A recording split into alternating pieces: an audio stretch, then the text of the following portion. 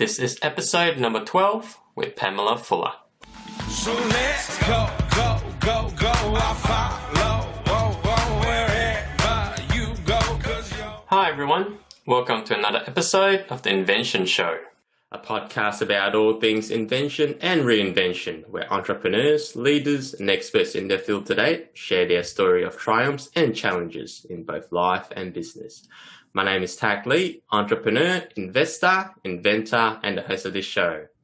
Now, today I've got a special guest and excited to be speaking with her on a topic that's simply fascinating, unconscious bias.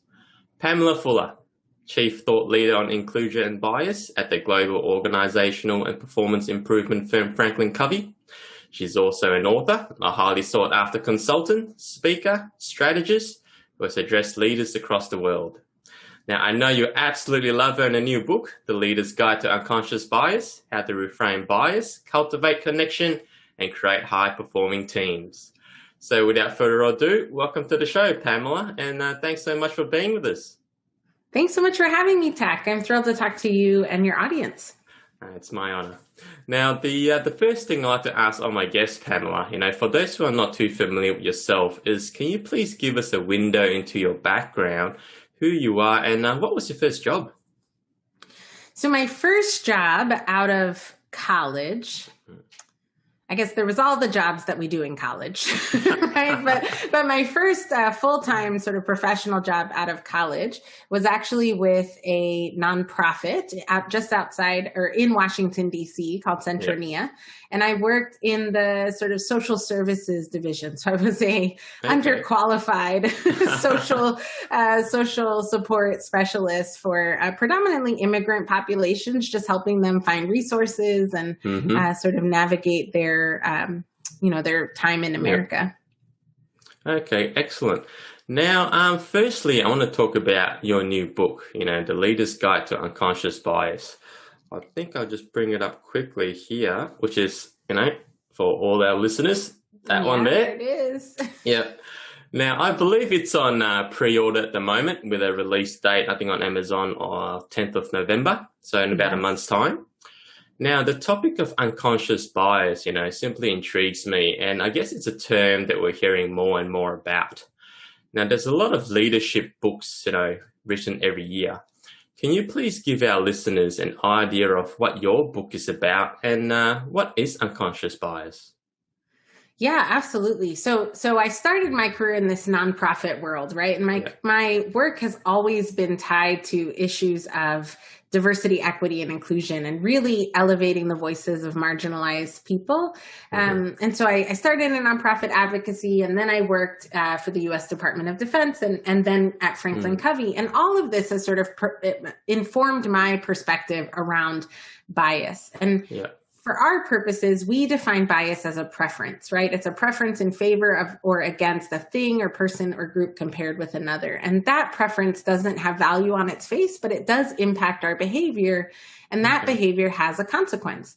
So really, this book is about how we define and identify potential, right? And how are the preferences that we hold impacting our behavior and our decisions in ways that either limit potential and possibilities for ourselves or other people, or enhance potential and possibility for ourselves and other people. And these biases can exist about anything, right? It can exist about big, heavy things like race and gender and national origin and sexual orientation and gender identity. And it can exist around other seemingly benign things like remote work versus in the office work, or field operations versus headquarter or personality things. Yeah. No, that's interesting.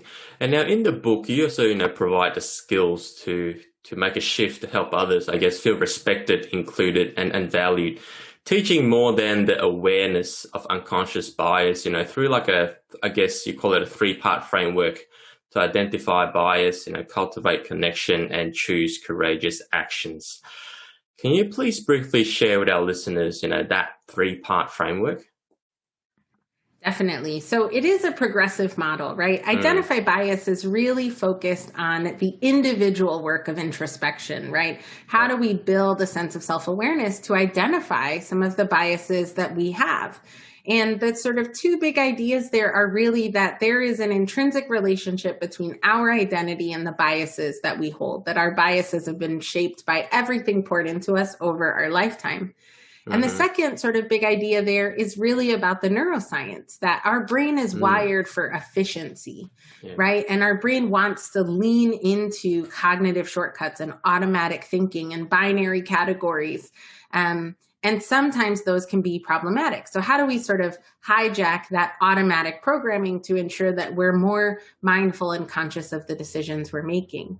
As we move into the second part of the model, Cultivate Connection, it's really about interpersonal relationships, right? And interpersonal dynamics.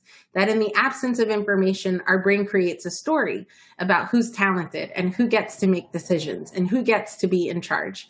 And that if we use these dual skills of empathy and curiosity and cultivate meaningful connection, then our brain is operating from fact about people's potential and possibilities instead of making assumptions that might be limiting.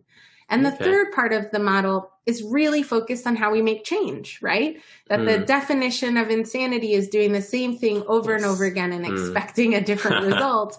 And so if we want to make progress on this thing that we've been talking about for the last 30 years, diversity, equity, and inclusion, we need to be committed as leaders, leading from wherever we are, to doing something different, right? To having courageous conversations and asking courageous questions and making commitments that seem unexpected so that we can make change and progress. Okay, so it's a bit like people like people like themselves in a way, where when it comes to unconscious bias.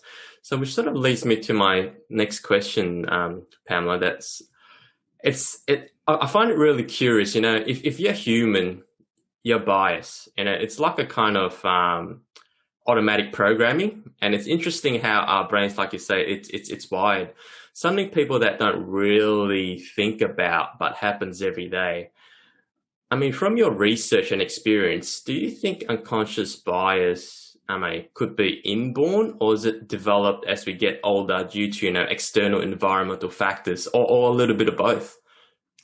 Our biases really come from everything, right? I mean, there is the constant sort of nature versus nurture, but really in our approach and in my research, our biases are born from everything that's been poured into us over our lifetime. So some of that is natural, whether you're extroverted or introverted, whether you are risk averse or risk tolerant or lean into risk, right? Or how we handle conflict. Some of us are very conflict averse and others of us are very confrontational.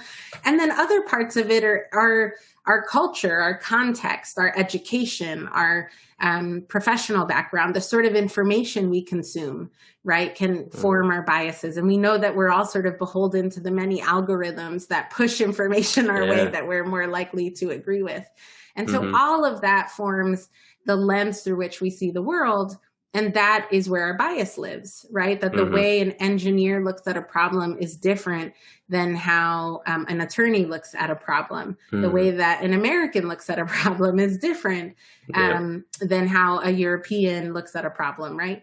And all of those, and none of that is even going to be the same all the time, right? So there's all this sort of nuance and complexity to our identities that forms our lens and our bias. Oh, that's interesting. So when people say, it only takes 7 seconds to make a first impression on someone else, so that's an unconscious bias at play? Yeah, absolutely. I mean, our brain is taking in 11 billion pieces of information in any given moment. And we can only actively process about 40 bits of information in that moment. So if you think you've got all that input in just a moment, I mean, 7 seconds is actually an incredible volume of information. And our brain, because it's wired for simplicity, it's trying to make the complex simple. Then some of those first impressions are based on things that we came to the table already believing, or seeing affinity, right? Seeing ourselves reflected will make us more favorable towards a person. Or if this person looks like or behaves in a way similar to someone I've had a negative experience with in the past, then I might let that sort of form my first impression. Wow. Now, I also believe, Pamela, I think you also mentioned in your book, there are different types of biases. And, for the benefit for our listeners here, will you be able to, I guess, help put like a number on the type of biases they are, I guess, overall, and maybe share sort of like the top three, if there is a top three, that we all, I guess, have more experience with and can improve on? Yeah, so there is this really interesting tool called the Cognitive Bias Codex, and it has 188 different kinds of biases. So this is sort of what neuroscientists have been able to identify and name. And for our purposes, you can imagine in a book or a training program, right, the learning and development work I do, it's not necessarily valuable to review 188 different kinds of biases. That's a lot. It's a lot, right? It's a lot. And there's some of them are very similar in terms of the impact, right? So you could talk about in-group bias is the idea that we are more favorable towards people in our group, which is very similar to the idea of affinity bias, that we have affinity to people who are similar to us, right? Just similar to the idea of halo effect, that when we identify this similarity or some positive attribute, then that person can sort of do no wrong, right? They are just very positive to us. So there's some overlap there. But I think this idea of in-group bias or affinity bias is so common, right? 71% of leaders select proteges of the same race and gender. And I would imagine, it's fascinating. And then you think about the challenges in diversifying leaders at organizations, and this sort of makes sense, right? That we're all seeing ourselves reflected. Yes. No, interesting. That's a really interesting one. Now, so what's the difference between, I guess, bias and prejudice? So, I mean, prejudice is certainly born from bias, right? It sort of begins as a bias, but prejudice has absolutely negative ramifications, right? If you have sort of negative prejudice towards an entire group of people. Whereas bias is one step removed, I think, from prejudice, right? So we have preferences, and our preferences don't have value on their face. Like, I may have an immediate thought about someone I work with who's a woman, or someone I work with who's a veteran, or someone I work with who's also Black, right, as I am. And that might be a bias, but I have the ability to choose how that impacts my behavior and my decisions. And I think that is really the important focus here for us. As we think about the book and the work I do with leaders, it's that if we believe that our biases are inherently negative, it's difficult for us to explore them because we're too busy defending ourselves, right? We're like, no, I'm not prejudiced. I believe in equality. That's so true. I want to be fair. But if we can sort of step away from that need to defend ourselves and just acknowledge that I have bias. To be human is to be biased. My brain is wired for this. And if I said I didn't have bias, I'd be saying my brain isn't functioning properly, right? Then once we acknowledge that part, then we can explore our biases further and be conscious and proactive in terms of what that means for our behavior and circumstances, and ensuring that we're not letting those biases interfere with how we define potential and possibilities. Yeah, and I guess it's something that all leaders need to understand and read your book. Now, Agreed. Now, how can people? I mean, how can people be better? More conscious of their unconscious bias. I mean, are there any simple tips, to be more mindful moving forward that people can more or less implement straight away, or is it more like a progressive thing? I think it's certainly not a one and done kind of thing, right? So it's not like, okay, for the next 3 days, I'll do this and then I'll be cured of this bias thing, right? It is an ongoing and sort of constant effort in that self-development. The first thing I think is really critical is exposing yourself to other perspectives. So we do know that we're all beholden to the algorithm in terms of the news we consume in social media. And so you have to be really intentional about hijacking the algorithm, right? is your social media network, or is the news you consume, or the kinds of books you read, or any other media that you sort of partake in, the TV you watch, the movies you watch, right? Is all of that coming through one point of view? Or are you proactively finding other perspectives and alternatives? I often talk about, as someone who works in diversity, equity, and inclusion, I talk about diversity from all kinds of facets, but I don't actually have a strong relationship with a trans person. There's this great show called Pose, right? And it features all of these trans women in the 70s in New York, and it's just beautifully written. They have trans writers. Many of the actresses are trans women. And that it gives me exposure to a population that I don't have exposure to, right? And sort of intimate look. And there's lots of talk about social media being negative, but social media is also a stage, right? We now have like a viewpoint into conversations and perspectives that we might not have if we were all in person, because we wouldn't, just geographically, we might not live near people of different backgrounds and perspectives, or in our day-to-day life, we might not have occasion to converse with different people, but social media sort of opens the door to that. So I think the number one thing is really being intentional about the voices that you are accessing, that you should be thinking critically about that and sort of expand that. I think the second thing is really thinking about that. I mean, if you think about that, 71% of leaders select proteges of the same race and gender. And if you think about your own network, your professional network, and who you go to for coaching and sponsorship, and who comes to you, and when you have a big project or an opportunity, who do you go to and who comes to you?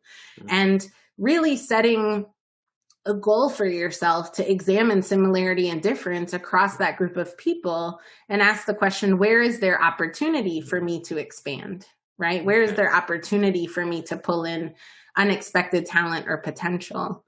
And I think the third thing that we can all do to identify our bias is ask critical questions, courageous questions. So when someone says like, Tack doesn't seem like he would be a good fit in the organization. And if you hear that, right, asking the question, well, what do you mean by fit? Yeah. Right? What do you mean by fit?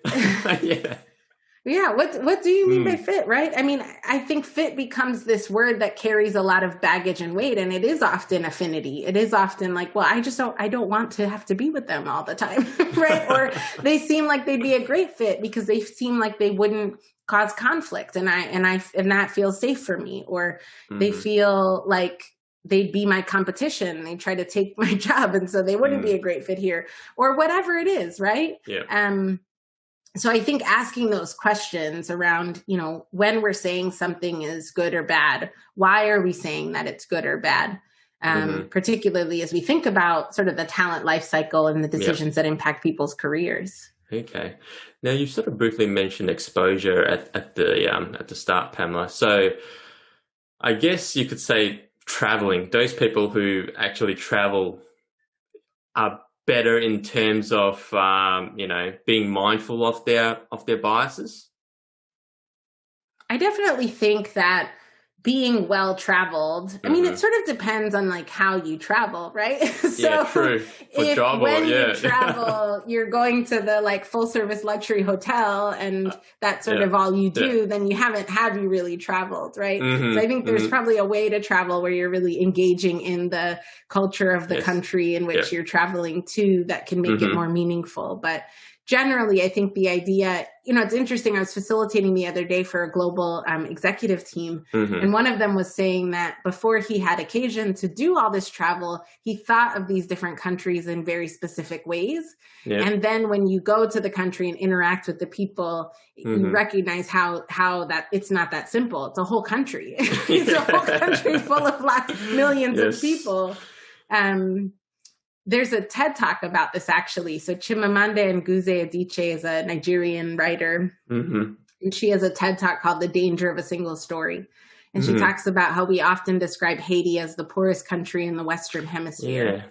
And she says, we never describe it as the first independent Black republic, right? And that these sort of stories we tell about places can be really limiting.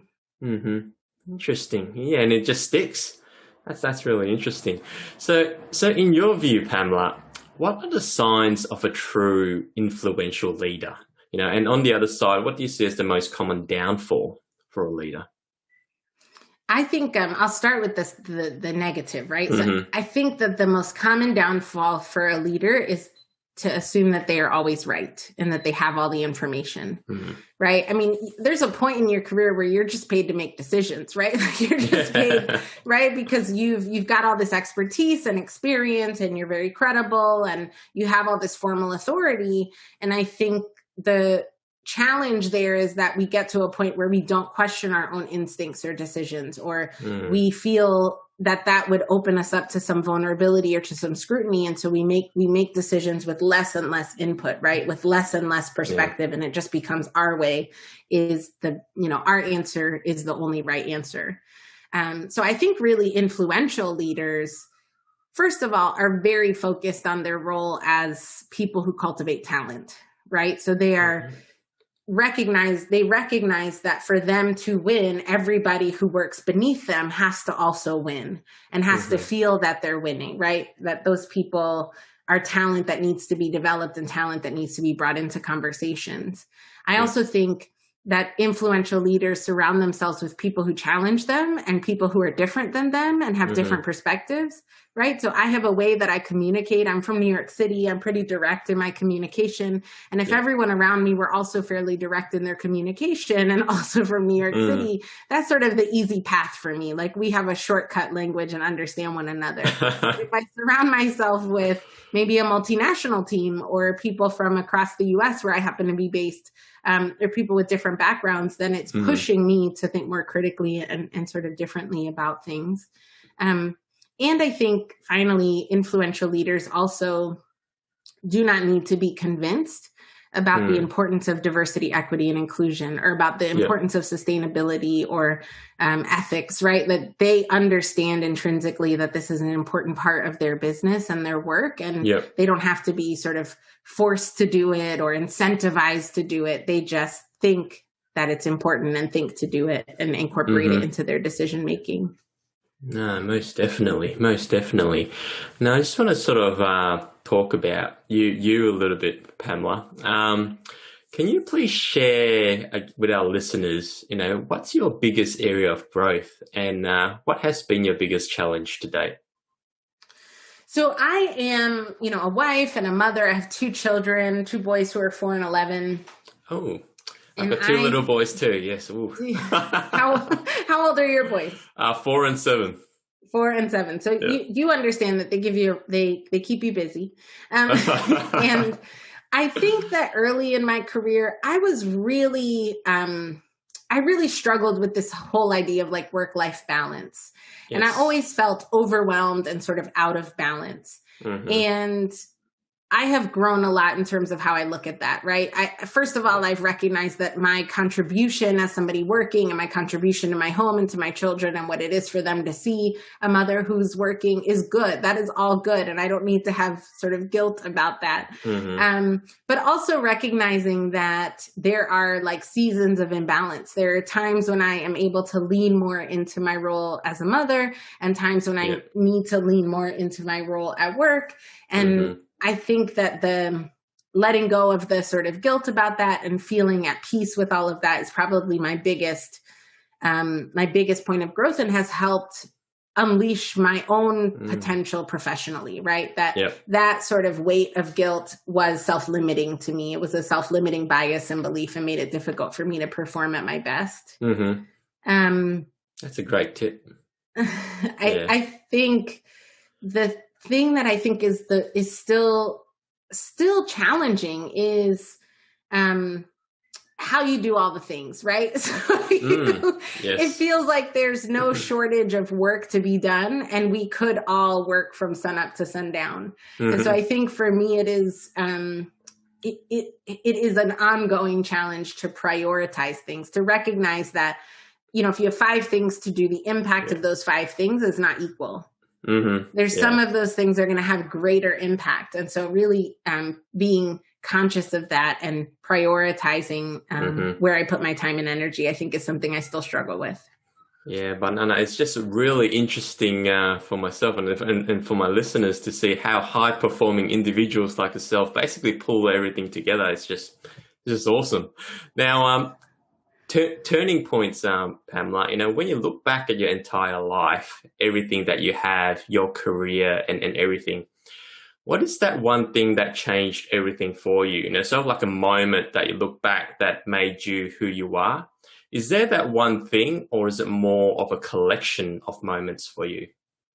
I think it's a couple things. I mean, my parents are from the Dominican Republic. I'm a first generation American, and I always say my father raised me to be a firstborn and not to be a daughter. So I think Latino culture is fairly traditional in raising women to, cook and be caregivers and nurture. And I think I'm all those things, but I was really raised to demand a place in the world. And I think that was really pivotal because I think as a Black woman and as a first generation American, there are lots of signals society gives me that I don't necessarily have a strong place in the world. I also, when I had my oldest son, I sort of panicked about where I was in my life. I had him when I was 24 and I felt like, I haven't done anything yet. I haven't done anything yet. And I panicked and I went back to school and I got my MBA. And I think that was pretty transformational for me because I was working in nonprofit advocacy, and with my MBA, I was able to transition to more of a corporate environment. And that really set me on the trajectory I'm in today. And so my whole life, I thought I would work in nonprofit. I thought I'd be sort of in a helping profession. And I didn't really recognize how much I could help in the corporport world. So I think I'm still helping, right? I'm most still definitely, coaching leaders and working with organizations on this issue of diversity, equity, and inclusion. But just having him in the sort of shock to the system of like, oh my God, I'm responsible for another person was a really pivotal moment in my life. Awesome. So what makes you feel inspired or like your best self? I mean, I hate to, all I'm doing is talking about my children, but I just think that they love it. They inspire me and make me feel like my best self, because there is nothing like the way your children admire you and love you, right? And look at you. Agreed. Just like, since someone actually famous could walk in and they wouldn't care because you're there. That's true. I think that's really inspiring. And I think particularly, I get asked quite often why I do this work, right? Like, why do I think diversity, equity, and inclusion is so important? And I have 2 Black boys in the United States of America. And as a mother, my whole job is to ensure that they will be happy and that they will have possibilities and that they will be loved and treated fairly, right? And so I think I'm inspired every time I hear a leader say that they are doing something different as a result of their work with me. Every time I hear someone say that they are rethinking how they look at potential, or recognize that they may have held a self-limiting belief or some other problematic belief that was inhibiting of their own potential or the potential of their team, like, that is a win, and that is inspiring. And that means that I'm, in my very small way, making a bigger, better world that they can step into one day. And so I think all of that is really inspiring. No, love it. Love that. Now, everyone has their own definition of success, Pamela. What does success mean to you, and how do you define it in both life and business, your career? Yeah, I do think it is very much about a balance. So it is like, I worked with a leader once who talked about, in everything that you do, you need to have a balance of IQ, EQ, and XQ. And so he was essentially saying you need to bring some intellect and credibility and like competence to what you're doing. You need to bring some human connection, some intuition, some empathy into what you're doing. And then you need to execute on whatever it is you say you're going to do, right? That you need to be able to actually follow through on the thing that you're supposed to do. And I think that balance resonated with me from the moment I heard it. And if I were to sort of twist it a little bit to apply to life, I think it is, having meaningful connection with your coworkers, with your family, with your network, with your friends, right? That is a really important part of success. Like, you can't be successful alone. I think there is a financial component to success. We just, there's just a reality to that. Do you have the ability to travel to where you'd like to travel, to care for your family and your extended family, which is something that's very important to me. And then I think the third sort of pillar of it is, are you making a meaningful contribution, right? Whatever that looks like. We each have gifts and talents, and so our contributions are going to be really different. But that sort of balance of three things, a meaningful contribution and meaningful relationships, and, meaningful earnings, I think sort of coalesces into what my vision of success is. No, awesome. Balance, love that one too. Now, so in interesting times like this, Pamela, what will your advice, or message for our listeners and viewers be? I mean, we've got an audience from around the world, and some places are starting to open up, some still in lockdown. And I guess in general, people are still working from home. Besides, as I said earlier, picking up your book, what should people, leaders, or those who aspire to be leaders, be doing right now so they can come out, a better person? I've seen a lot of there's a meme about, if you haven't written your great novel, right? A great opus in this time, what did you do? But I believe really strongly that this time is different for all of us. So I think that leaders need to do exactly what they need to do for them, right? I think for some leaders, they need to find some time and space by themselves, or they need to make a more firm sort of work-life boundary, since COVID has sort of smashed us all together. Or they need to be empathetic to their direct reports, right? And to the fact that all of these people are at home virtually teaching their children, or caring for people, or somebody, or living in very small spaces, right? All kinds of things. So I don't actually know that this is the moment to sort of dig in to learning and growth and development. I think it's actually a moment to really dig into your humanity, right? That is a difficult time for many of us. It is a difficult time for the people we work with. And so using those skills of empathy and compassion to build some connection in the absence of face-to-face contact, and to sort of reprioritize. It is sort of an opportunity to also, look at your life and your work and determine what's most important, and sort of make some strategic decisions, because you've got the time and space at home to do that. No, most definitely. And I definitely just think anything anyone needs to do to care for themselves is what they should do, because it's just a tough self-care. time. Oh, yes. Love that one. So what's exciting for Pamela Fuller at the moment? And what are you doing to, I guess, position yourself moving forward? I mean, the release of this book is exciting. So if anyone, if you or any of your viewers have written a book, it is a lengthy process. So we've been working on this book for 2 years, and then COVID happened, and then knocked everything about. The movement for global, the global movement around racial injustice happened, and these are issues that are very relevant to the book. So the book will be released in English in the U.S. on November 10th, in English in other countries that week.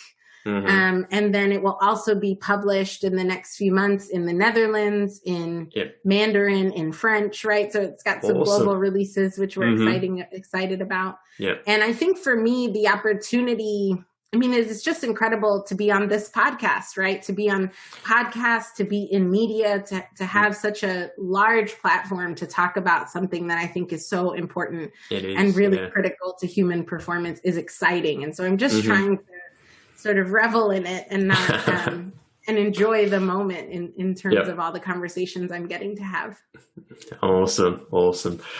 So what is your legacy, Pamela, and what do you want to be, I guess, remembered for? It is the sort of Maya Angelou quote that people won't necessarily remember what you said, but they'll remember how you made them feel.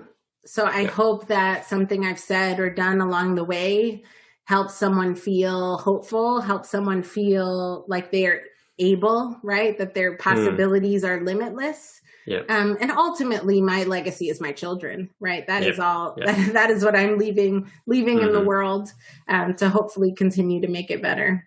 Wonderful, wonderful. Now, if you could have a billboard with anything on it, what would it be and why? Well, right now it would be the book and a link to the pre-order. Of course. Yeah, it would be a shameless plug about buying the book. But maybe also this idea that is in the book's title of reframing our biases, right? Yes. So reframing how we think about bias, and recognizing that we all have it and sort of leaning into that, I think would be a message that is valuable. Yeah, fantastic. Now, this next question I've got, Pamela, I sort of asked this to all my guests. It's just very interesting that the answer that comes back. And the question is, what superpower do you wish you had and why? I would totally fly. I just wish I could fly. I really love to travel, and the idea that I could just pick up and go. I sort of picked that up. You love to travel. Yep. Yeah. The idea that I'm struggling at the moment because I have not been on a plane in 9 months, right? But if I could fly, I would totally fly. That leads me perfectly into my next question, which is, with cabin fever building around the world, where will your next holiday destination be? Oh, I have grand plans, Tack. So I have mapped out several vacations, several trips. I really want to take my boys to see the Northern Lights. I think that would be really fun. Yep. And I'd also like to go down to the end of Chile, Argentina, and take that boat trip to see the penguins on Antarctica. We have a homeschool preschool unit for my 4-year-old on the globe, and he's been very interested in the penguins. So I think that would be fun.